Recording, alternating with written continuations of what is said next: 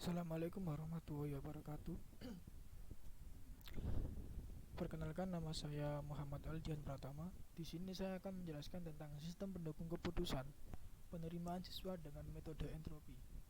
Latar belakang masalah. Sejalan dengan perkembangan teknologi informasi, semakin bertambah pula kemampuan komputer dalam membantu menyelesaikan permasalahan-permasalahan di berbagai bidang. Di antaranya, sistem pendukung keputusan berbasis komputer. Suatu lembaga pendidikan sering membutuhkan suatu sistem pengambilan keputusan dalam menentukan penerimaan siswa, sehingga dibutuhkan suatu sistem pendukung keputusan yang dapat menentukan siswa yang dapat diterima dengan mempertimbangkan kemampuan, bakat, dan minat siswa yang sifatnya dapat membantu pengambilan keputusan, di mana hasil keputusan dapat dijadikan sebagai bahan untuk membantu guru dalam mengambil keputusan tersebut. Landasan teori yang dipakai: satu, yaitu sistem pendukung keputusan; dua, definisi sistem pendukung keputusan; tiga, komponen sistem pendukung keputusan; empat, fase pengambilan keputusan; lima, entropi; dan enam, konsep metode pembobotan entropi. Sistem pendukung keputusan. Sistem pendukung keputusan atau Decision Support System (DSS) adalah sebuah sistem yang dimaksudkan untuk mendukung para pengambil keputusan manajerial dalam situasi keputusan semi terstruktur. SPK dimaksudkan untuk menjadi alat bantu bagi para pengambil keputusan untuk memperluas kapabilitas mereka, namun tidak untuk menggantikan penilaian mereka. SPK ditujukan untuk keputusan-keputusan yang sama sekali tidak didukung oleh algoritma. Yang kedua, definisi sistem pendukung keputusan. SPK sebagai sistem yang dapat diperluas untuk mendukung analisis data dan pemodelan keputusan, berorientasi terhadap perencanaan masa depan, dan digunakan pada interval yang tidak regular dan terencana, menurut Moore dan Cheng tahun 1980. Pengertian DSS atau Decision Support System sebagai sistem berbasis komputer yang terdiri dari tiga komponen yang saling berinteraksi: sistem bahasa (mekanisme untuk memberikan komunikasi antara pengguna dan komponen DSS lain). Yang kedua, sistem pengetahuan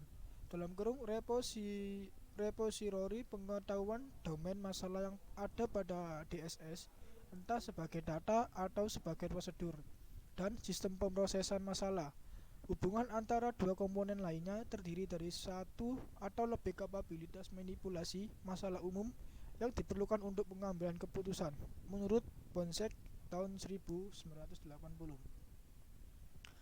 Komponen sistem pendukung keputusan. Komponen ini meliputi: 1. Data manajemen; 2. Model manajemen; 3. Communication atau dialog subsistem; 4. Knowledge management. Fase pengambilan keputusan. Langkah-langkah dalam pengambilan keputusan terdiri dari 4 buah fase, yaitu fase intelligence, kedua fase desain, 3 fase choice, dan 4 fase implementasi. Metode yang digunakan: 1. Entropi, dan kedua, konsep metode pembobotan entropi.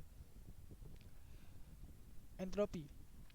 Metode pembobotan entropi merupakan metode pengambilan keputusan yang memberikan sekelompok kriteria dan menaksir preferensi suatu bobot menurut Jean Carles dan Sergio Barba tahun 1996.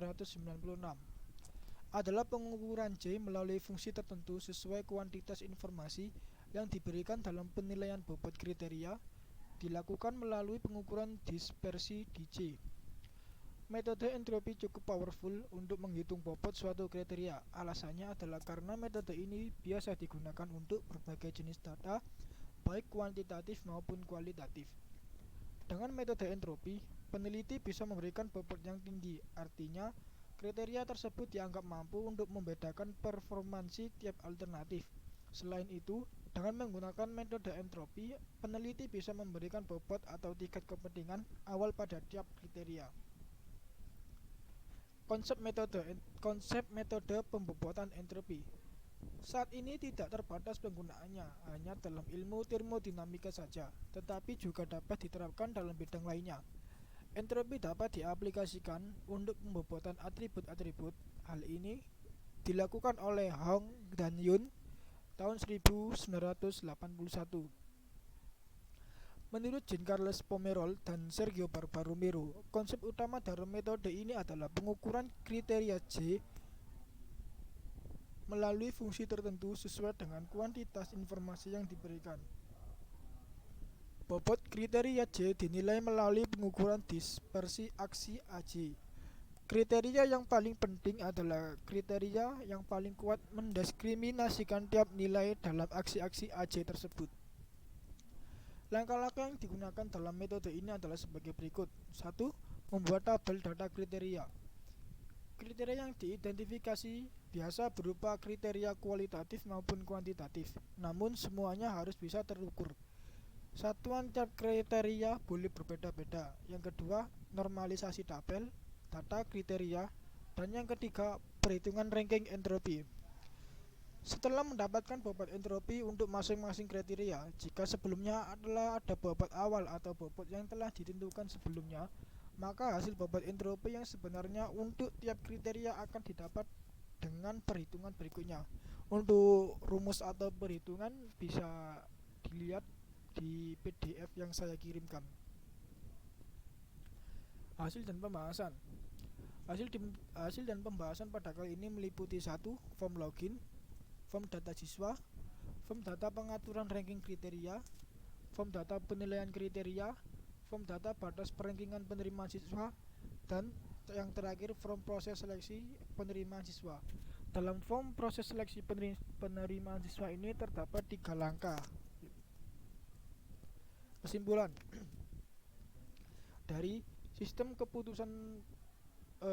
pendukung keputusan penerimaan siswa dengan metode entropi ini, kemudian melakukan evaluasi hasil analisis, perancangan, serta implementasi, diambil kesimpulan sebagai berikut. 1. Dapat memanipulasi data pengaturan ranking kriteria, data siswa, dan data batas perankingan penerimaan dalam arti dapat ditambah dan dikurangi sesuai dengan kebutuhan. Tetapi harus diikuti dengan melakukan proses penilaian kriteria terhadap masing-masing siswa. Yang kedua, dapat memberikan informasi keputusan berupa data yang menentukan penerimaan siswa ditunjukkan dengan keterangan diterima atau tidak diterima. Yang ketiga, data-data yang diolah dalam sistem ini dapat ditampilkan ke layar atau dapat juga dicetak yang merupakan laporan-laporan dari data-data yang kita butuhkan. Yang terakhir, sistem ini hanya dapat digunakan oleh satu orang pengguna saja dan bersifat standalone. Terima kasih, itu saja yang dapat saya sampaikan. Apabila ada pertanyaan, silakan menghubungi email saya @aldianpratama017@gmail.com atau melalui Instagram @aldnprtm. Sekian dari saya. Wassalamualaikum warahmatullahi wabarakatuh.